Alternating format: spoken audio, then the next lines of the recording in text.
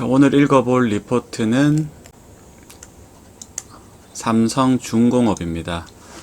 리포트를 보통 읽어보면은 이 일부분에 대해서 이 강조함으로 인해서 자신의 이제 의견을 나타내는 경우가 많습니다.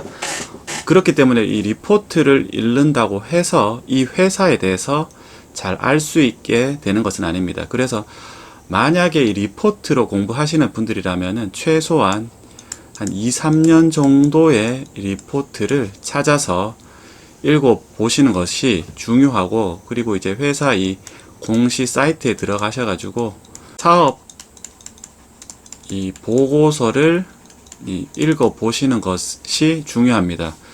그로 인해서 이러한 부분들을 다 해서 이 삼성중공업이라는 회사가 어떤 일을 하는지에 대해서 우리가 알 수 있게 되는 것입니다. 우선 이 리포트에서는 가장 지금 중요하게 생각하고 있는 게 여기 바로 이 FLNG입니다.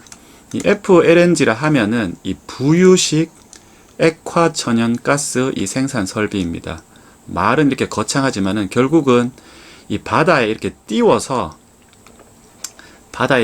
이 천연가스를 생산하는 이 공장을 만드는 것이라고 볼 수 있습니다. 우선 지금처럼 이렇게 도크가 다 찬 상태에서는 이렇게 이 FLNG 사업을 한다라는 것은 플러스 알파의 이 요인이 있다라고 볼 수 있습니다. 현재 이 도크가 다 찼기 때문에 다른 이 하나중공업이라든지 현대중공업 같은 경우에는 이 도크 이외에 이 사업을 확장할 수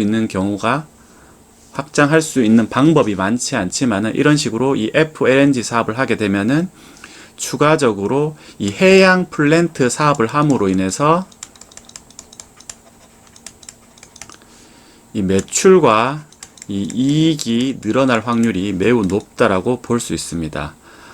이 FLNG 사업 같은 경우에는 이 조선 사업보다도 훨씬 높은 이 수익성이 기대되기 때문에 향후에 이 수주를 바탕으로 이 FLNG 사업들이 계속 진행된다라고 한다면은 이 더 높은 수익성을 담보로 하고 있기 때문에 이 회사의 값어치에도 이 플러스 알파가 되는 요소가 될 수 있고, 그로 인해서 이 다른 조선소 대비해서도 추가적으로 이 멀티플을 받을 수 있는 요인이 된다라고 할 수 있습니다.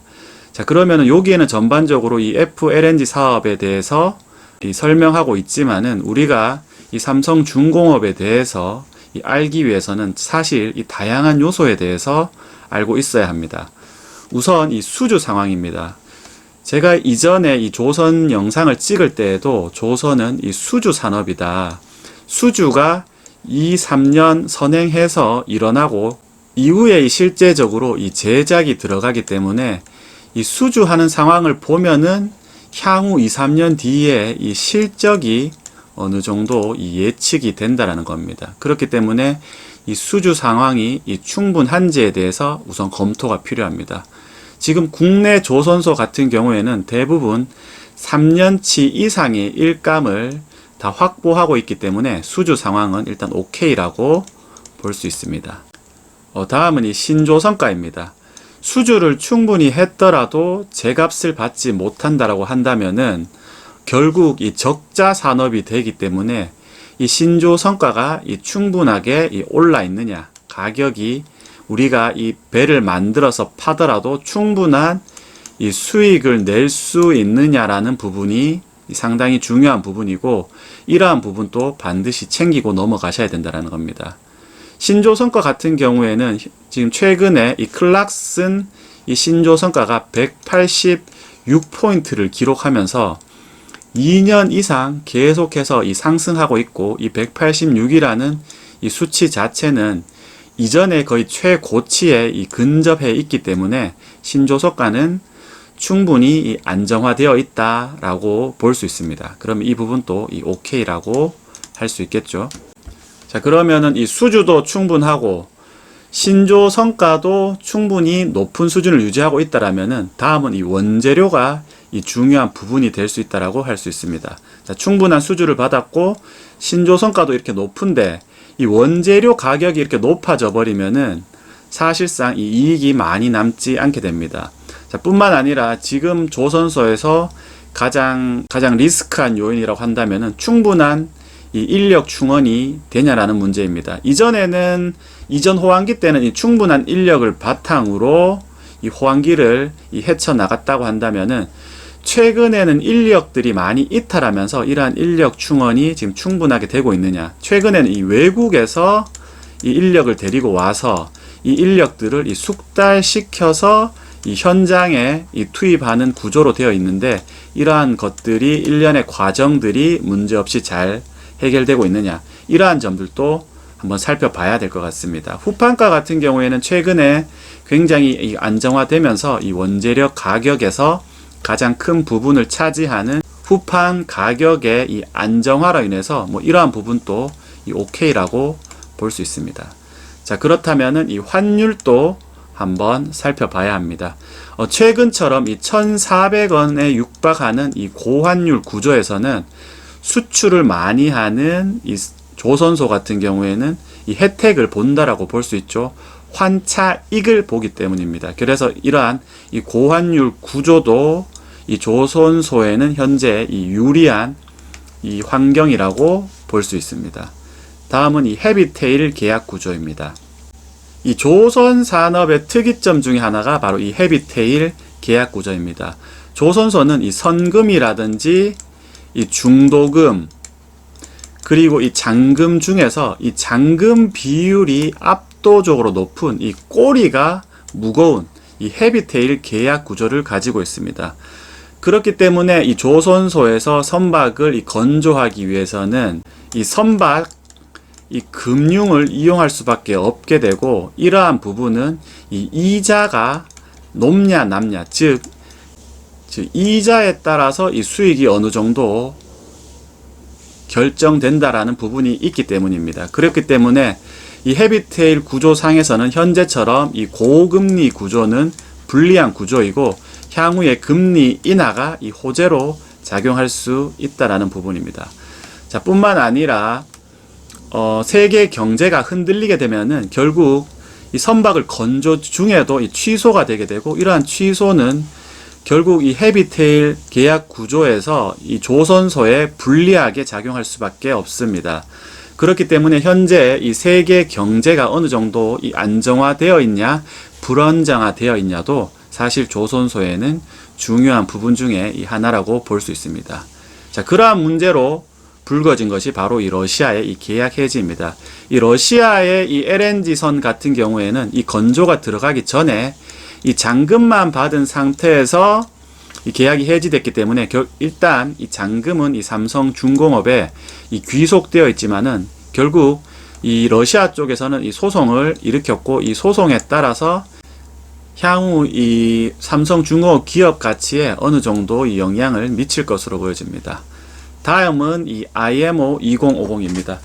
사실 이 IMO 2050으로 2050년까지 이 CO2를 이 제로를 만들자라는 이러한 부분 때문에 사실 최근에 이 조선 이 호황이 이 나타나고 있다라고도 볼 수 있습니다. 그렇기 때문에 이러한 IMO 2050이 계속해서 이 잘 지켜지고 있는지 그리고 전 세계적으로 어떻게 협약이 이루어지고 있는지도 잘 살펴봐야 될 부분이라고 할 수 있습니다.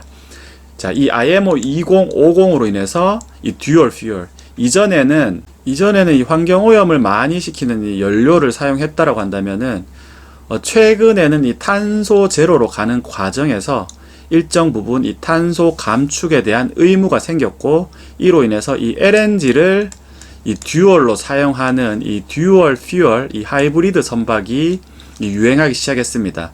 이러한 선박을 잘 만드는 나라는 바로 이제 우리나라였고 이러한 이 IMO 영향으로 국내 조선소에서도 어느 정도 이 수혜가 누려진다라고 볼 수 있습니다. 이러한 듀얼 퓨얼 이 선박 같은 경우에는 선박 가격도 훨씬 비싸고 좀 더 고부가 가치이기 때문에 이 선박을 제조하는 이 조선사 입장에서도 어느 정도 이 수혜를 누리고 있는 부분이라고 할 수 있습니다. 자, 그리고 이 듀얼 퓨얼을 넘어서는 이 친환경 선박이라고 하는 이 암모니아 이 선박 같은 경우에도 국내 조선소들이 선두를 달리고 있기 때문에 이러한 부분도 국내 조선소에는 이 호재로 이 작용하는 부분이라고 볼 수 있습니다.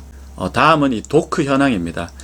이전에 호황기 때는 이 호황기 때 이 도크를 이 무리하게 이 늘리면서 조선소들이 스스로에게 찾아온 기회를 이 악재로 이 변모시켰습니다. 이 세계 경제가 좋을 때는 이 무리하게 늘리면서 하는 사업이 유효했지만은 경기가 꺾이면서 이 선박이 계속 취소가 나오니까 이 조선소의 도크는 늘어났고, 도크가 늘어나면은 결국 이 고정비가 이 늘어난다고 볼 수밖에 있죠. 그렇기 때문에 예전만큼 충분한 양의 이 수주를 받지 못하면은 이 늘어난 고정비 때문에 이 수익을 낼 수가 없는 구조입니다. 그렇게 되면은 다시금 충분한 수주를 위해서 이 저가 수주를 하게 되고, 결국 이 조선소 입장에서는 이 악순환의 이 굴레에 계속해서 이 빠져들게 되는 부분이 있었습니다. 그렇기 때문에 최근에 이러한 조선소의 이 호황에도 불구하고 이 한국, 중국, 일본 조선소 모두 이 도크를 늘리지 않고 있고 굉장히 보수적으로 이 도크를 운영하고 있기 때문에 이러한 부분도 잘 살펴서 투자하시면 좋을 것 같습니다. 물론 이 도크를 늘리는 것은 어렵지만은 이 도크를 늘리기 위해서 이 플로팅 도크를 지어서 도크를 늘릴 수 있는데도 불구하고 조선소들은 최근 굉장히 보수적으로 이 도크를 늘리는 일에 지금 굉장히 보수적으로 접근하기 때문에 이러한 부분들도 살펴서 투자하시면 좋을 것 같습니다. 자, 오늘은 이러한 부분들이 다 어느 정도 이해하고 있다라고 가정하에 나온 이 삼성중공업에 대한 이 리포트입니다.